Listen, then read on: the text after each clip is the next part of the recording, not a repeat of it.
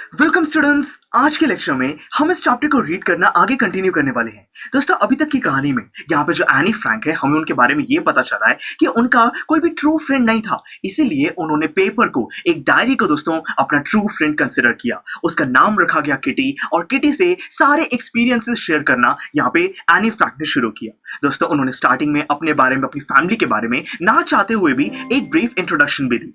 अब दोस्तों आगे हम पढ़ने वाले हैं एक उनकी डायरी एंट्री जो कि उन्होंने 20 जून 1942 को लिखी थी।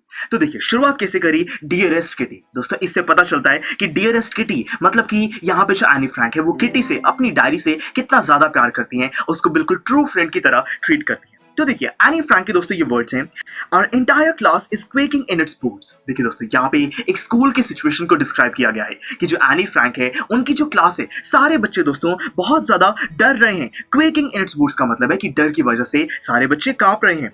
The reason of course is the forthcoming meeting in which the teachers decide who will move up to the next form and who will be get back. देखिए दोस्तों, यहाँ पे सारे बच्चे क्यों डर रहे हैं, रीजन क्या है? रीजन यही है कि दोस्तों आज वो मीटिंग होने वाली है, जिस मीटिंग में टीचर्स डिसाइड करते हैं कि कौन सा बच्चा नेक्स्ट क्लास में प्रमोट किया जाएगा और कौन सा बच्चा यही क्लास रिपीट करेगा। तो इसीलिए सारे बच्चे डर रहे हैं कि क्या होगा। Half the class is making bets. देखिए दोस्तों, वहां पे आधी क्लास तो ऐसी है जो कि एक दूसरे के साथ दोस्तों शर्त लगा रहे हैं कि तुम प्रमोट किए जाओगे और तुम प्रमोट नहीं किए जाओगे। तो लोग ऐसे शर्त लगा रहे हैं।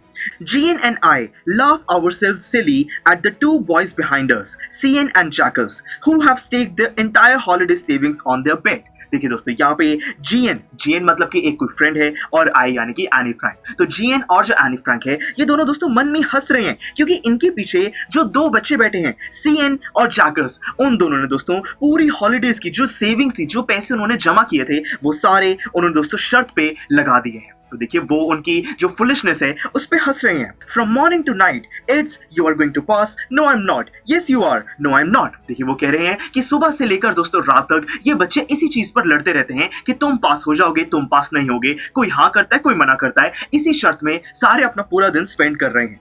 Even Jean's pleading glances and my angry outburst can't calm them down. कि दोस्तों अगर वहां पे जो उनका फ्रेंड है जीएन, वो जीएन बहुत ज्यादा दोस्तों उनसे रिक्वेस्ट भी करे, और यहाँ पे जो एनी फ्रैंक है वो गुस्सा भी करे, तब भी ये बच्चे शांत नहीं हो रहे हैं। ये वही दोस्तों आपस में शर्त लगाते जा रहे हैं। If you ask me, there are so many dummies that about a quarter of the class should be kept back, but teachers are the most unpredictable creatures on earth. दोस्तों एनी फ्रैंक कहती है कि उनकी class के अंदर दोस्तों quarter से ज्यादा बच्चे, मतलब कि 1/4 से ज्यादा बच्चे, तो बहुत सारे बच्चों की बात की जा रही है कि बड़े सारे बच्चे डमीज हैं, मतलब कि पढ़ाई में बहुत ज्यादा वीक हैं और उनको प्रमोट नहीं करना चाहिए। पर उसने साथ में ये भी कहा कि जो टीचर्स हैं उनका कुछ भी भरोसा नहीं है। जो टीचर्स हैं वो बहुत ही अर्थ पे होने वाले अनप्रेडिक्टेबल क्रिएचर्स हैं, मतलब कि उनका नेक्स्ट स्टेप क्या होगा कोई भी नहीं बता सकता है।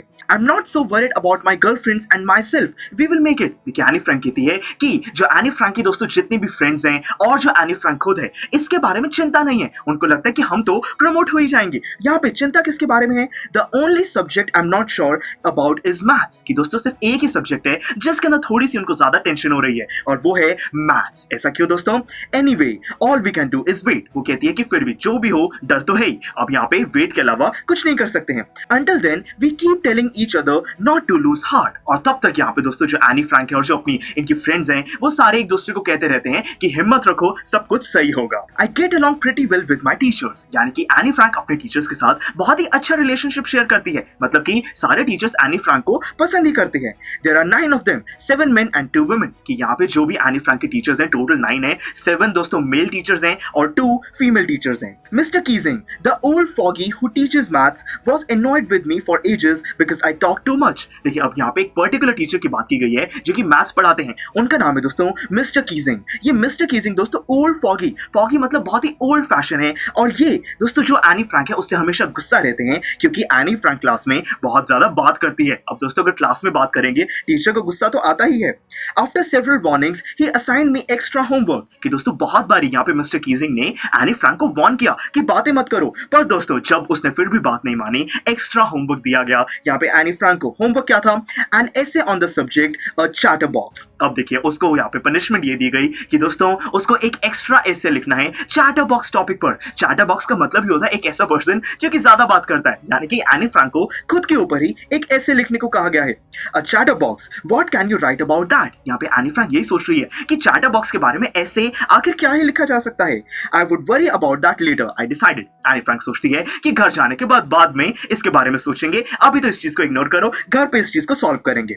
आई jotted down the title in my notebook, tucked it in my bag and tried to keep quiet. कि यहाँ पे जो एनी फ्रैंक है वो जो भी टॉपिक होता है उसको नोटबुक में लिख लेती है, अपने बैग के अंदर कॉपी को रख देती है और फिर सोचना बंद कर देती है इस बारे में। वो यही सोचती है कि घर जाके कोई ऐसे वो लिख देगी।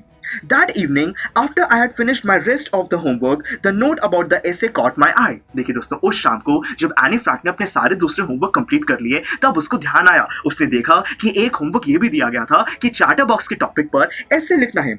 I began thinking about the subject while chewing the tip of my fountain pen. देखिए दोस्तों, जो एनी फ्रैंक है वो अपने फाउंटेन पेन को यूज करती है, इसीलिए उसकी टिप को वो च्यू कर रही थी और फिर सोच रही थी कि मैं इस बारे में क्या लिख सकती हूँ।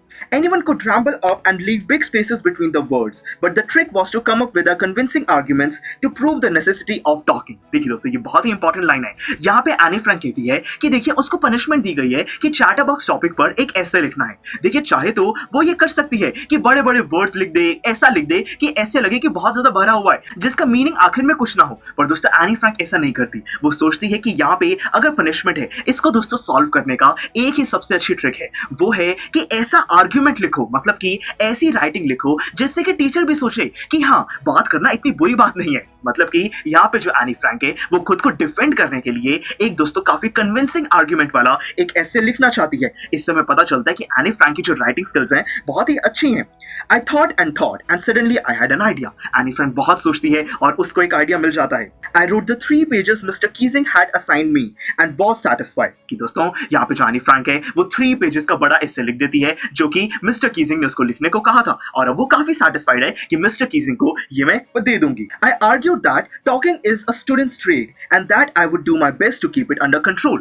यहाँ पे जो एनी फ्रैंक है वो कहती है कि इतनी बात करना ये तो एक स्टूडेंट की आदत है, मैं पूरी कोशिश करूंगी कि इसको मैं कंट्रोल में रखूं। But that I would never be able to cure myself of the habit since my mother talked as much as I did, if not more, and that's not much you can do about inherited trait. देखिए दोस्तों, यहाँ पे any Frank कहती है कि मैं बहुत कोशिश करूंगी कि मैं ये जो बात करने वाला अपना ट्रेट है, अपनी जो क्वालिटी है, इसको कम करूं, पर ये भी मुझे पता है कि मैं जितनी मर्जी कोशिश कर लूं इस चीज को पूरा खत्म नहीं किया जा सकता है। ऐसा क्यों? दोस्तों एनी फ्रैंक रीजन देती है कि ये जो उसको क्वालिटी है ये अपनी मदर से मिली है। यहाँ पे एनी फ्रैंक की जो मदर है वो भी बहुत ज्यादा बात करती है, इसीलिए क्योंकि दोस्तों यहाँ पे एनी फ्रैंक की मदर में ये क्वालिटी है, यही क्वालिटी एनी फ्रैंक में भी दोस्तों हेरिडिटी की तरह आई है और इसको ठीक नहीं किया जा सकता है। जो भी आपके इनहेरिटेड ट्रेट होते हैं दोस्तों उसको हम बिल्कुल भी करेक्ट नहीं कर सकते हैं, ये तो बचपन से ही हमारे साथ होते हैं। तो एनी फ्रैंक कहती है कि ये जो टॉकेटिव नेचर है ये मुझे अपने पेरेंट्स से मिला है, अपनी मदर से मिला है और इसको ठीक नहीं किया जा सकता है। यानी कि दोस्तों